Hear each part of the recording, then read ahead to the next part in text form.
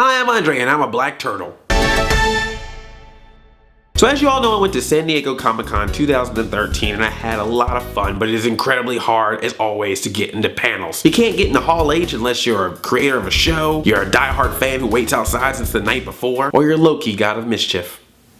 Look it up. But I did get to go to Nickelodeon's Teenage Mutant Ninja Turtles panel where I got to hear all kinds of cool news about the upcoming season. The creators of the show were there, as well as a bunch of the voice cast. Our Shredder, Kevin Michael Richardson!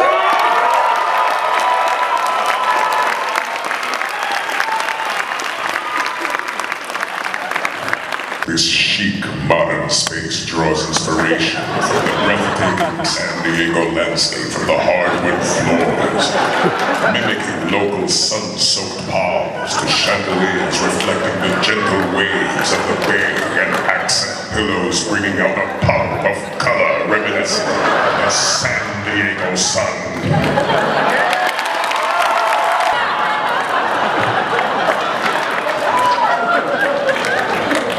I'm exhausted! They must really like each other. Now, of course, we know about Teenage Mutant Ninja Turtles Out of the Shadows. That's a new game that's coming out on Xbox Live. It's gonna have the Turtles in a more mature look. But they announced at the panel that they're gonna have a Teenage Mutant Ninja Turtles game that comes out in the fall, and that one's gonna be more based on the cartoon show. They're gonna have the original voice cast. It's gonna look like the Nickelodeon show. So now you're gonna have a Turtles game based on the cartoon, as well as a Turtles game based on fandom. Teenage Mutant Ninja Turtles, the video game. Then they gave us a preview of Season 2, and this is exciting. They showed this clip where the Turtles are fighting the Krang on a spaceship, mistakes are made, a hole is open in the spaceship, and bunches of bottles of mutagen is just falling out of the spaceship all over New York City. Mutagen is going to be all over the place in New York, which means we're going to get a lot more mutants in Season 2.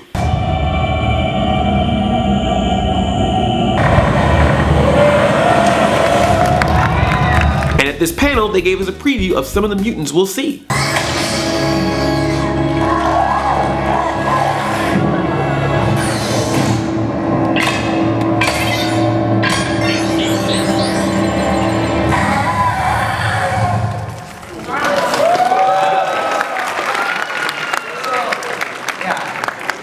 There he is in color. He's so fantastic. All right, so we've actually gone and cast Danny Trejo as. That's right, folks. A mutant machete. This is more Arenio magic. This is a squirrel noise. What you guys saw earlier in that little clip with all the mutagen was kind of falling to the city. One of the first things that gets a lick is a squirrel. So things don't go too well. Squirrel noise in color. They're terrifying. This one will air probably around Halloween. So we do a lot of different kinds of storytelling. I mean, a lot of us really love, role playing in alternate realities. So we decided to bring some LARPing into the series.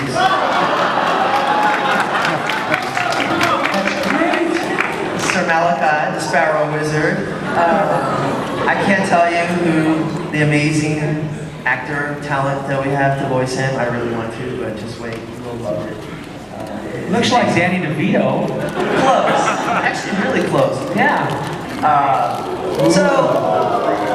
So Shredder kind of is a little frustrated with his kind of lack of manpower and decides to leave New York for a while, goes and scours Asia to bring back the fiercest kind of warrior to help him take on the Turtles. And he comes back with this guy.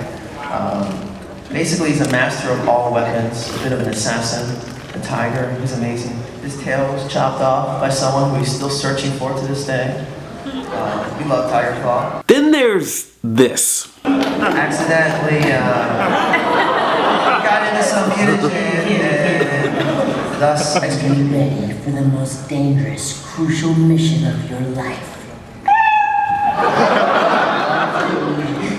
Then let's do this! Oh yeah! Oh, it's Groot getting away!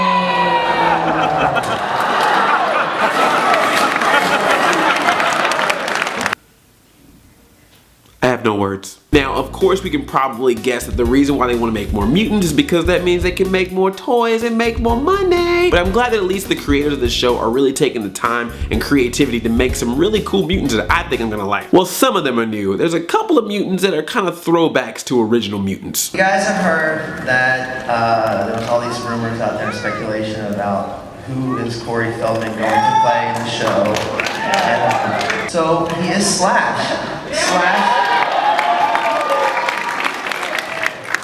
Slash is basically a giant he's basically the fifth turtle of the group, I guess. I mean, what can we say about him? He was Spike, who's Raph's oldest buddy, and now he's almost kind of partnered up with him. He's your sidekick. It's sort of art following life a little bit, because Corey, when we did Goonies, he was like my little pet, then he turned into a monster.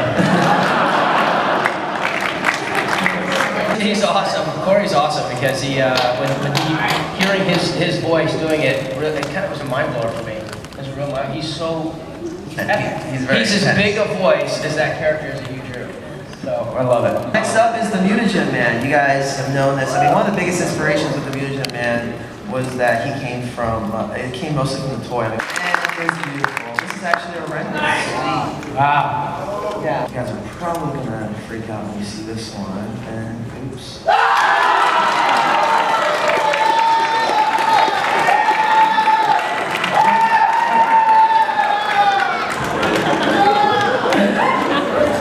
Yeah, we couldn't help it. Wow.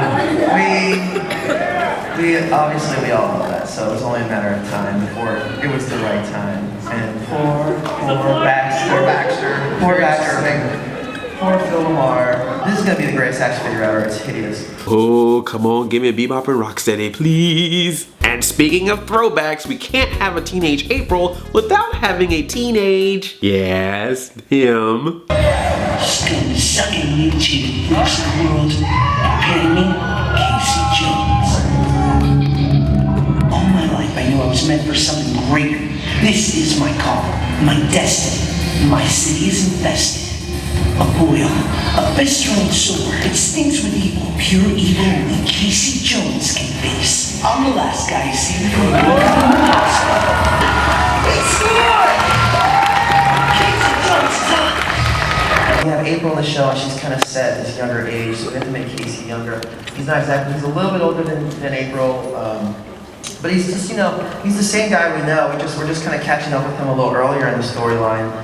He's having trouble in school, he's got to get his grades up, meets April. Over the course of the season, we watch him actually transform into the Casey Jones that we all know and are terrified of. When he dons the mask. It's kind of a prototype for his mask. He actually fashions it from some old hockey equipment before he gets the fancy one that Kevin had designed back in the comics. He also sometimes just paints his face because he's terrifying and weird. Josh Peck has joined the voice cast.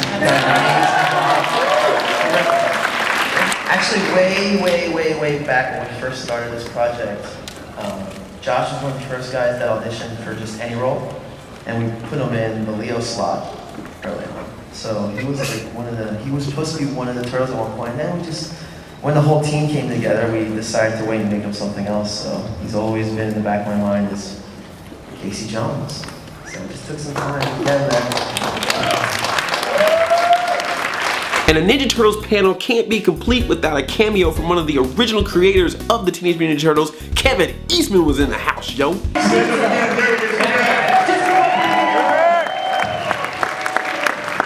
is our father right here. That man put my kid through college. This entire time I've had goosebumps listening and watching what these guys have done. As a co-creator of the Turtles, I could not be prouder, more thrilled, more excited. This is the best version of the Turtles ever known. So that was the Ninja Turtles panel. I'm personally excited about season 2. I can't wait to see all the cool new mutants they come up with, the guest stars that voice all these mutants. It's gonna be a lot of fun. I'm just really hoping that with all these mutants and the throwbacks to Casey Jones and Baxter the Fly that we get Rocksteady and Bebop and Usagi Yojimbo and Dr. Telly. Now I want to hear from you. What classic Ninja Turtles character would you like to see come back in the Nickelodeon series? Leave a comment or a video response. Be sure to tickle that thumbs up button. Share this video with your friends. I love you like a play cousin. I'm Audi 5000. Chain chomp. Yomp.